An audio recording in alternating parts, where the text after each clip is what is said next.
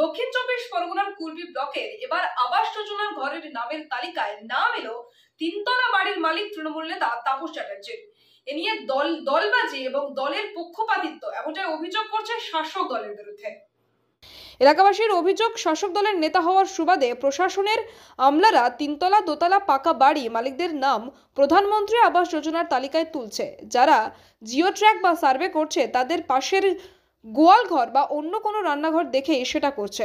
দাবি বিরোধীদের। তাপস চ্যাটার্জি একটি বৃত্তশালী পরিবার, বর্তমানে প্রাইভেট ফার্মে চাকরি করেন, বেশ কিছু সম্পত্তি মালিক এবং বিশাল বড় বাড়ি, যেখানে দোতলা সম্পন্ন হওয়ার পর তিনতলার কাজ প্রায় শেষের পথে।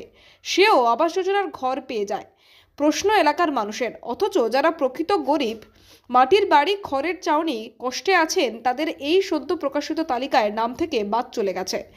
অথচ আগের তালিকায় যারা প্রকৃত গরিব হিসেবে চিহ্নিত হয়েছে, তালিকাভুক্ত হয়েছিলেন, আগামী দিন যদি তদন্ত করে পুনরায় তাদের প্রাপ্য অধিকার না দেওয়া হয়, তাহলে ওই আমলাদের বিরুদ্ধে আদালতে যাওয়ার হুমকি দিয়েছেন তারা। একটা জিনিস বলি, এই আবাস প্লাস যোজনা 18 সালের লিস্ট। 18 সাল থেকে অদ্যাবধি যেটা কেন্দ্র এবং রাজ্য সরকারের যৌথ ব্যবস্থা আবাস প্লাস যোজনা যে ঘরগুলো দেওয়া হয়, কেন্দ্র যখন পশ্চিমবঙ্গ সরকারকে এবং আমাদের মামাটি মানুষ সরকারকে পুরোপুরি টাকা থেকে বঞ্চিত করলো, সেই 18 সালের লিস্ট একবার 22 সালে কাট অফ হলো। 22 সালের পরে 24 সালে এলে এবার মাননীয় মুখ্যমন্ত্রী মমতা বন্দ্যোপাধ্যায়ের উদ্যোগে বাংলার মানুষের জন্য তিনি উদ্যোগ নেন যে যাদের প্রকৃতপক্ষে মাটির বাড়ি, যাদের প্রকৃতপক্ষে ঘরের ছাদহীন, যাদের প্রকৃতপক্ষে ঘর পাওয়ার যোগ্য, তাদেরকে ঘর দেওয়ার তিনি ঘোষণা করেন। প্রাথমিকভাবে 18 সালের যে লিস্ট, সেটা 24 সালে এসে অনেকটা কাটা হয়েছে। কোনো কোনো ডিগ্রি 300, কোনো ডিগ্রি 250, 300, 350, 400 এরকম কাটা হয়ে গেছে।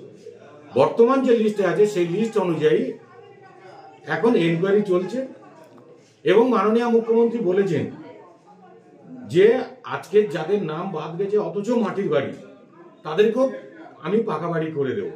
অ্যাকচুয়ালি উনি একটা সরকারি করেনি, প্রাইভেট ফার্মে চাকরি করে, কিন্তু উনি একজন তৃণমূলের প্রথম সারির নেতা। ওনার বাড়ির ঘর আছে? উনি নিজস্ব ওনার তিনতলা বাড়ি, আমার যতটুকু জানা আছে। তো উনি নাকি এই যে আবাস যোজনায় তালিকায় নাম উঠেছে, এটা হওয়ারই ছিল, কারণ উনি তৃণমূল করে, সেই বিষয়ে ঘরটা ওনার প্রাপ্য।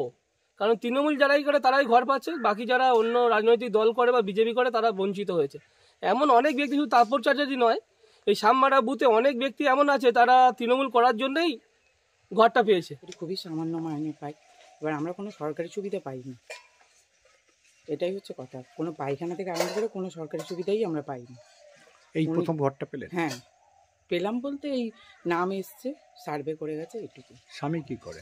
আমার স্বামী একজন প্রাইভেট ফার্মে কাজ করে, ওই মারুতি গাড়ির এতে রং ম্যাচিংয়ের কাজ করে। এবারে ব্যাপারটা কি হচ্ছে, অভিযোগ আচ্ছা আচ্ছা, তিনতলা বাড়ি উনি যদি পেতে পারে, আমরা গরিব মানুষ আমরা কেন পাবো না? আপনি পেয়েছেন, আমাদের কোনো আপত্তি নেই। দেখুন আমি যেহেতু পাইনি, এখানে পাইনি এমন কেউ নেই।